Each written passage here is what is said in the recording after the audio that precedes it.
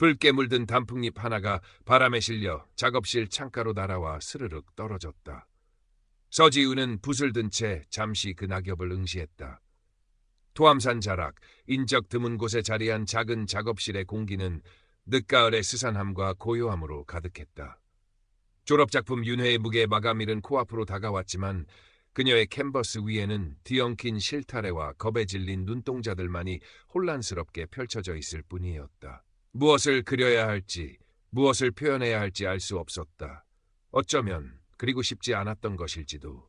어릴 적부터 지우의 삶을 짓눌러 온 것은 할머니의 독실한 불교 신앙이었다. 엄격한 계율, 끊임없이 반복되는 업보와 윤회에 대한 이야기. 특히 지옥의 형벌을 묘사한 탱화는 어린 지우에게 씻을 수 없는 공포를 심어주었다.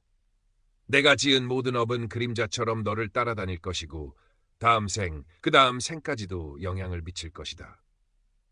할머니의 나지막하지만 단호한 목소리는 마치 저승사자의 선고처럼 느껴졌다. 그 목소리는 지금도 귓가에 생생했다. 미술의 재능을 보였지만 할머니는 탐탁지 않아 했다. 그림 그릴 시간에 경전 한 줄이라도 더 읽거라. 삿된 것에 마음을 빼앗기면 해탈은 멀어지는 법이다. 지우는 예술을 통해 그 억압과 두려움에서 벗어나고자 했지만 오히려 캔버스 위에 자신의 불안과 공포만을 토해낼 뿐이었다. 그녀의 그림은 늘 어둡고 무거웠다. 지우야, 아직도 그러고 있느냐? 창밖에서 들려오는 할머니의 목소리에 지우는 화들짝 놀라 붓을 떨어뜨렸다. 작업실 문을 열고 들어선 할머니, 강순자 여사는 지우의 캔버스를 한심하다는 듯 쳐다보았다. 주름진 눈가에는 못마땅함이 가득했다. 이런 그림을 그려서 대체 무엇을 하겠다는 게냐? 네가 그린 저 눈동자들은 꼭 지옥에서 고통받는 아기들의 눈 같구나. 할머니의 말은 비수처럼 지우의 가슴에 꽂혔다. 또다시 시작된 설교. 지우는 입술을 깨물었다. 벗어나고 싶었다. 이 지긋지긋한 두려움으로부터, 할머니의 잔소리로부터, 그리고 무엇보다 자기 자신으로부터. 내일 서울에 작품 내러 가야 해요. 더 이상 잔소리하지 마세요. 차가운 지우의 말에 할머니의 얼굴이 굳어졌다. 지우는 더 이상 할머니와 말을 섞고 싶지 않아 황급히 짐을 챙기기 시작했다. 스케치북, 물감, 그리고 아직 완성되지 않은 것 같은 윤회의 무게. 어쩌면 이 그림은 영원히 완성되지 못할지도 모른다는 예감이 들었다. 다음 날 새벽, 지우는 할머니 몰래 작업실을 빠져나왔다. 가을비가 부슬부슬 내리고 있었다. 낡은 트럭에 그림을 싣고 서울로 향하는 고속도로에 올랐다. 라디오에서는 잔잔한 음악이 흘러나왔지만 지우의 마음은 여전히 무거웠다. 빗길에 차는 불안하게 미끄러졌고 창밖 풍경은 빠르게 스쳐 지나갔다. 그때였다. 반대편 차선에서 중앙선을 넘어 달려오는 거대한 트럭의 헤드라이트 불빛이 지우의 시야를 가득 메웠다. 끼익 하는 날카로운 마찰음과 함께 온 세상이 하얗게 변하는 것을 느끼며 지우는 의식을 잃었다. 얼마나 시간이 흘렀을까? 고통은 느껴지지 않았다. 대신 온몸이 깃털처럼 가벼워지는 것을 느꼈다. 눈을 떴을 때 지우는 도로 위에 처참하게 부서진 자신의 트럭과 그 안에 쓰러져 있는 자기 자신을 내려다보고 있었다. 내가 죽은 건가? 공포보다는 이상한 평온함이 그녀를 감쌌다. 그때 저 멀리서 눈부신 빛이 다가오기 시작했다. 따뜻하고 부드러운, 이루 말할 수 없이 아름다운 빛이었다. 지우는 거부할 수 없는 끌림에 이끌려 그 빛 속으로 걸어 들어갔다. 빛의 통로를 지나자 그곳에는 형언할 수 없는 광경이 펼쳐져 있었다. 수많은 색채와 형태가 어우러진 살아있는 듯한 공간. 그리고 그 중심에 인간의 형상을 한 것도 같고 순수한 빛 그 자체인 것 같기도 한 존재가 서 있었다. 존재는 온화한 미소를 띠고 지우를 바라보았다.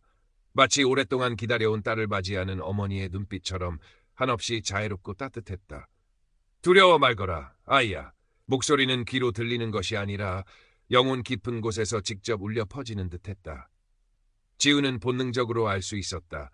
이것이 바로 자신이 평생 그림으로 표현하고자 했던, 그러나 결코 도달할 수 없었던 순수한 생명의 근원 혹은 깨달음의 본질이라는 것을. 저는 평생 두려움 속에서 살았습니다. 업보와 윤회, 그리고 끝없는 고통이 저를 짓눌렀습니다. 지우는 자신도 모르게 눈물을 흘리며 말했다. 빛의 존재는 부드럽게 답했다. 내가 느꼈던 두려움은 진실의 한 단면에 불과하단다. 아니, 어쩌면 인간 스스로 만들어낸 그림자일지도 모르지. 보아라, 아이야. 진실은 그렇게 무겁고 어두운 것이 아니란다. 순간 지우의 눈앞에 또 다른 영상들이 파노라마처럼 펼쳐졌다. 아주 오래전 고대의 한 사원에서 몇몇 학생들이 모여 경전을 편찬하는 모습이었다. 그들은 논쟁하고 있었다. 이 가르침은 너무나 자유롭다. 이대로는 대중을 이끌 수 없어.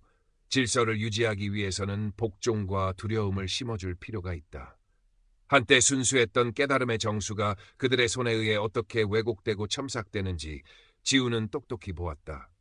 자비와 지혜의 가르침은 점차 심판과 업보의 공포를 강조하는 교리로 변질되어 갔다. 지우는 숨이 막히는 듯한 충격과 깊은 슬픔에 휩싸였다. 자신이 평생 두려워했던 것들이 어쩌면 이렇게 인간의 손에 의해 만들어진 허상일지도 모른다는 생각 때문이었다. 그렇다면 저의 고통은 무엇이었나요? 제가 느꼈던 모든 두려움은 다 거짓이었단 말인가요? 빛의 존재는 지우의 떨리는 물음에 더욱 깊은 연민의 빛으로 답했다. 그리고 지우의 눈앞에는 상상조차 할 수 없었던 또 다른 진실이 펼쳐지기 시작했다. 그것은 바로 지우 자신의 아주 먼 과거 생의 모습이었다. 놀랍게도 지우는 자신이 바로 그 진리를 왜곡하는 데 가담했던 학자 중 하나였음을 보게 되었다.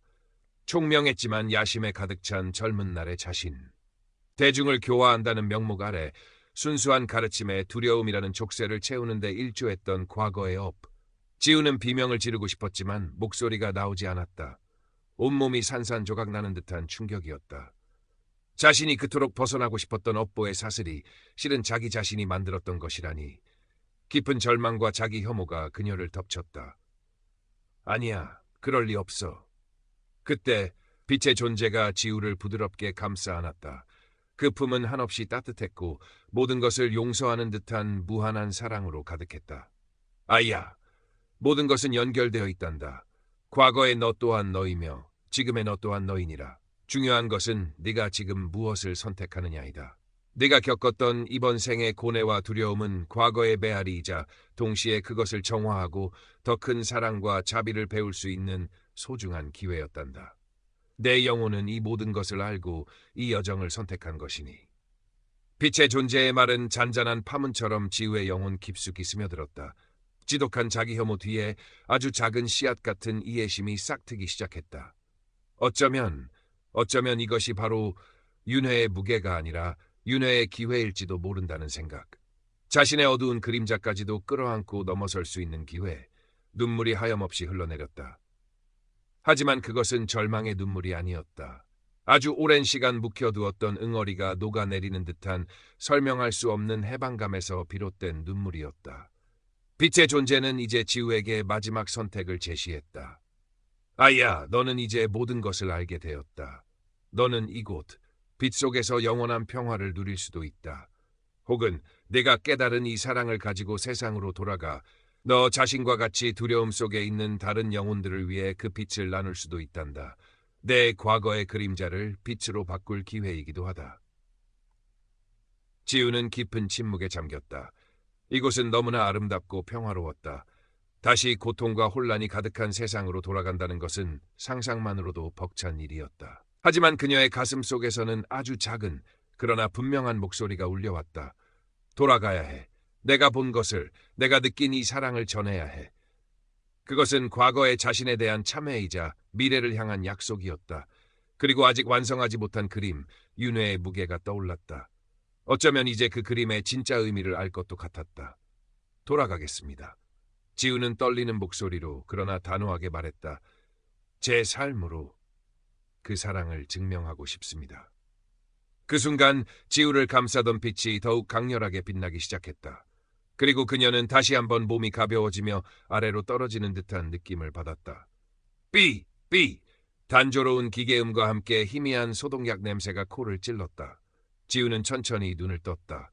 눈앞에는 병원 천장에 하얀 형광등이 깜빡이고 있었다. 온몸이 쑤시고 아팠지만 이상하게도 마음은 그 어느 때보다 평온했다. 창밖으로는 여전히 가을비가 내리고 있었다. 정신이 드십니까? 간호사의 목소리에 지우는 고개를 돌렸다. 며칠 동안 의식불명 상태였다고 했다. 기적적으로 살아났다는 말도 들렸다. 할머니가 초췌한 얼굴로 병실 구석에 앉아 지우를 바라보고 있었다. 지우는 할머니를 향해 희미하게 미소 지었다. 그 미소에는 더 이상 원망이나 두려움이 담겨 있지 않았다. 사고 후유증으로 지우는 한동안 오른손을 자유롭게 쓸 수 없게 되었다. 그림을 그리는 것이 삶의 전부였던 그녀에게는 청천벽력 같은 일이었다. 절망감이 밀려왔지만 예전처럼 깊은 어둠 속으로 빠져들지는 않았다. 그녀 안에는 이제 흔들리지 않는 빛이 자리 잡고 있었기 때문이다. 퇴원 후 지우는 경주의 작은 암자에 머물며 요양했다. 그곳에서 우연히 젊은 비구니 스님인 해민을 만났다. 해민 스님은 지우 또래였지만 깊은 지혜와 따뜻한 마음을 가진 사람이었다. 지우는 용기를 내어 자신의 임사 체험과 그곳에서 깨달은 것들을 털어놓았다. 해민 스님은 지우의 이야기를 단 한마디도 놓치지 않고 진지하게 들어주었다. 지우 씨의 경험은 결코 헛된 것이 아닙니다. 해민 스님은 부드러운 목소리로 말했다. 부처님의 본래 가르침 또한 그러했을 것입니다. 모든 존재는 본래 빛나는 불성을 지니고 있으며 진정한 깨달음은 교리나 형식에 갇히는 것이 아니라 살아있는 자비와 지혜를 통해 발현되는 것이지요. 지우 씨는 그걸 직접 체험하신 겁니다. 해민 스님은 화엄경의 일즉다, 다즉일, 이또도이 사상에 대해서도 이야기해 주었다. 하나가 곧 전체이며 전체가 곧 하나라는 것. 모든 존재는 서로 연결되어 있으며 나의 아픔이 곧 모두의 아픔이고 나의 기쁨이 곧 모두의 기쁨이라는 가르침이었다. 지우는 영적 세계에서 보았던 수많은 영혼들이 각자의 빛깔로 빛나며 거대한 만다라를 이루던 장면을 떠올렸다. 그리고 과거 생의 자신 또한 그 만다라의 한 부분이었음을, 그리고 지금의 자신 또한 그러함을 깨달았다.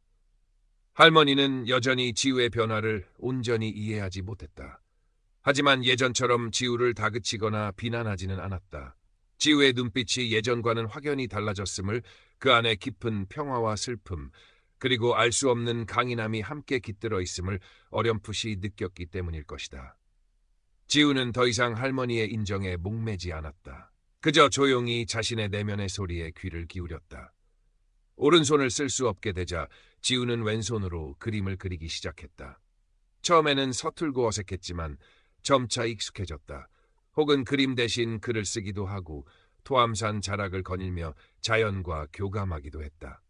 그녀의 예술은 더 이상 과거의 어둡고 불안한 감정의 배출구가 아니었다. 그 안에는 자신이 체험한 빛과 사랑, 그리고 모든 존재에 대한 깊은 연민이 담기기 시작했다. 그녀의 그림은 이전보다 훨씬 단순해졌지만 보는 이에게 깊은 울림과 평화를 선사했다. 몇 년의 시간이 흘렀다. 지우는 경주 시내의 작은 갤러리에서 자신의 첫 개인전을 열게 되었다. 전시회 제목은 빛의 메아리였다. 그곳에는 그녀가 왼손으로 그린 그림들과 그녀의 체험을 담담하게 적어 내려간 글들이 함께 전시되었다. 그녀의 작품들은 화려하거나 기교가 뛰어나지는 않았지만 진솔함과 따뜻함으로 가득 차 있었다. 전시회 마지막 날, 한 중년 여성이 지우의 그림 앞에서 한참을 서서 조용히 눈물을 흘리고 있었다. 지우는 조심스럽게 다가가 그녀에게 말을 건넸다. 여성은 얼마 전 사랑하는 가족을 잃고 깊은 슬픔에 잠겨 있었다고 했다. 그러다 우연히 지우의 전시회에 들렀는데 그림과 글을 보면서 이상하게도 큰 위로와 희망을 느꼈다고 말했다. 선생님의 작품 속에는 제가 잃어버렸던 빛이 담겨 있는 것 같아요. 감사합니다. 여성의 말에 지우는 가슴 깊은 곳에서 뜨거운 것이 울컥 차오르는 것을 느꼈다. 과거 자신이 그랬듯 두려움과 절망 속에 있는 누군가에게 아주 작은 빛이라도 전할 수 있었다면 그것으로 충분했다. 그것이 바로 자신이 세상으로 돌아온 이유였으니까. 전시회가 끝나고 지우는 다시 토암산 자락의 작업실로 돌아왔다. 창밖으로는 여전히 아름다운 경주의 사계가 펼쳐지고 있었다. 그녀의 작업실 한쪽 벽에는 아직 미완성인 듯한 큰 캔버스가 걸려 있었다. 그 위에는 희미하게 여러 개의 원이 겹쳐진 만다라 형태가 그려져 있었고 그 중심에서부터 부드러운 빛이 퍼져나오는 듯한 느낌을 주었다. 그림의 제목은 아직 정해지지 않았지만 어쩌면 그것은 영원히 진행 중일지도 몰랐다. 그녀의 삶처럼. 지우는 조용히 눈을 감고 가슴 깊이 숨을 들이쉬었다. 이제 그녀는 더 이상 두려움 속에 갇힌 존재가 아니었다. 그녀는 사랑 그 자체였고 빛 그 자체였으며 모든 존재와 연결된 우주의 한 부분이었다. 그 평화로운 깨달음 속에서 지우는 다시 붓을 들었다.